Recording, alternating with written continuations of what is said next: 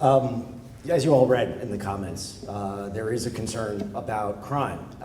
We hear that crime is at record lows, yet people in this community feel less safe. And why do you think that's the case, and what can you specifically do about that? We'll start with the senator. Yeah, I'll just pass it this way. I don't know if I'm supposed to stand up or okay. Let everyone see me in the back. Good afternoon, first of all. Thank you for coming out on a Sunday afternoon to spend some time with us. The question was about crime. I'm not used to speaking for only 2 minutes. I don't think any of us are, so we'll try and keep it moving and brief. But I do want to say it is sad that Don McCallum passed, so we all mourn his loss. But since we're talking about crime, I also want to ask for just a moment of silence, because the timer's running on me, for the officer that was killed in the Bronx over the weekend as well. So let's just take a brief moment to acknowledge that.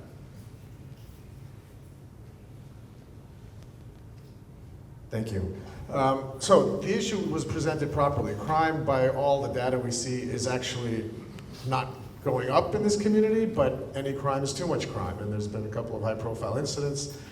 We are all, I'm sure, you're going to hear this from Kathy and Jimmy as well, in touch with the 108 on a regular basis, and I think Captain Gibbs has been there a little over 6 months at this point. And by all accounts, the 108 is doing their job as best as can be. We are always anxious to see more police in more locations throughout the community. Obviously, they have limited resources, and we try and get them what they need to do their jobs as best they can, but they are also stretched. It's a big swath of land the 108 covers, and so I'm sure that they use their analytics to get to the parts of the neighborhood where crime is particularly spiking at a particular moment. That's the whole Comstat thing that's been a success for the last couple of decades in New York. I would like to see a cop on every corner that is a member of the community and is part of patrolling and part of what we do here, but obviously that's not feasible. So we're going to try and keep the statistics moving in the right direction, keep this a safe community, and where we do see particular problems, we want to see the presence increase. Sometimes it's on the subway, by the way, where we need, whether it's inside the subway or at the stations, and I know the MTA is a separate issue entirely we're going to be discussing, but that is also an area that's been of great interest to me, and I'll talk a little bit further about that when we get to the MTA portion. So thank you. Perfect. All right. Minute 30. Thank you. Hello. Happy to be here and be with everyone and talk a little bit about what we feel are the ways to tackle these problems, which is about partnership. When we have a close working relationship with our precinct, it helps resolve problems. One of the things we want to do here is have a closer working relationship with everyone in this room. We spend a lot of our time as elected officials when people call with a complaint about the police, or they call with a complaint about something that happened in the community that they're fearful about. We try to follow up on every one of them. So the first thing I would say to people here, I know our community board chair is here, Denise Keenan-Smith. They all serve without pay. They come here every month for a meeting. Diane Ballack, who works on my staff, who's such a wonderful asset to us, is the president of the 108 Precinct Council and spends a great deal of her time on that. You know, I would encourage everyone here to follow up, so that if you see something that makes you afraid, or you see something that you think is wrong, this is an opportunity today to tackle it. I just want to say a little bit. We have tried in Albany with the election of a Democratic State Senate, so that my colleague here is finally in the majority after so many years of struggling, to change some of the criminal laws so that we can have more of a approach to rehabilitate, to have reentries that work well so that we don't have recidivism. Many people in Sunnyside have been involved in supporting Sister Tisa Fitzgerald in the Our Children program, which has had such success for women coming out of prison, so that there is confidentiality, there is safety, people who are in domestic abuse situations and things like that. Our colleague, Arabella Simotis, who works so closely with Mike in Astoria, our next door district, has been very involved in modernizing and updating the rape laws and the laws that about sexual assault. So it's always a comprehensive process.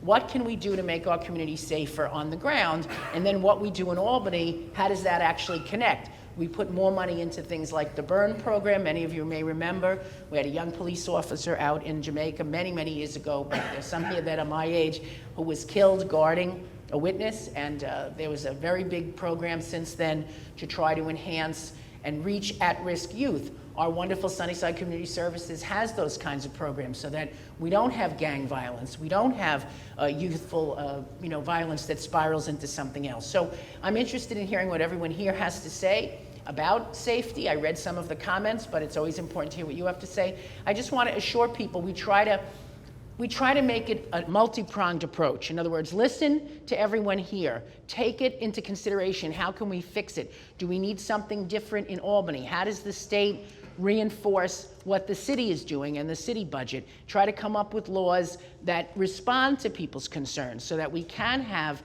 a safe and fair city.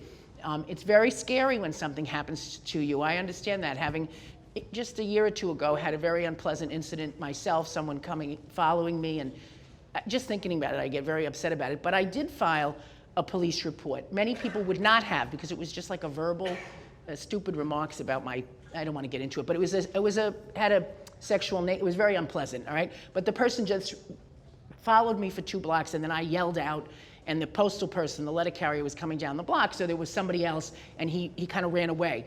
But I insisted on filing the police report as best I could. Many women would not have in our community. They would have said, well, what was it really? But no, you have to, because then the police have the data. They have the data that someone was harassing someone. They have that. So nothing is too small to be reported. And I would urge people to always do that, because it is terrifying. Really, it changes your view of things. But you have to keep up in our very great city and understand things can happen anywhere, of course.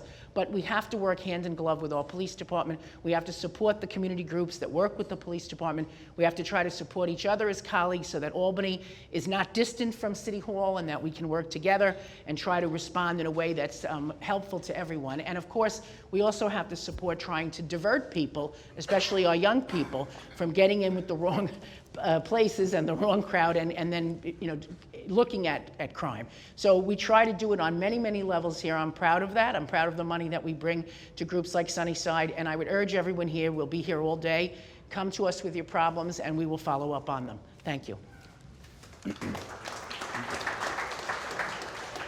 Thank you. I too just want to say Don McCallion was an amazing man and did so much for so many people, including serving on the 108th Precinct Community Council. I want to say to your question, which is why, if the precinct is reporting very low crime numbers for the 108th Precinct, do we have at least some people reporting persistently feeling that crime is higher than they are saying and feeling unsafe? And I would just say that if you have been the victim of a crime in any way, shape, or form, you obviously are going to feel this very personally and not feel safe. If one person is victimized in our community, that's one person too many.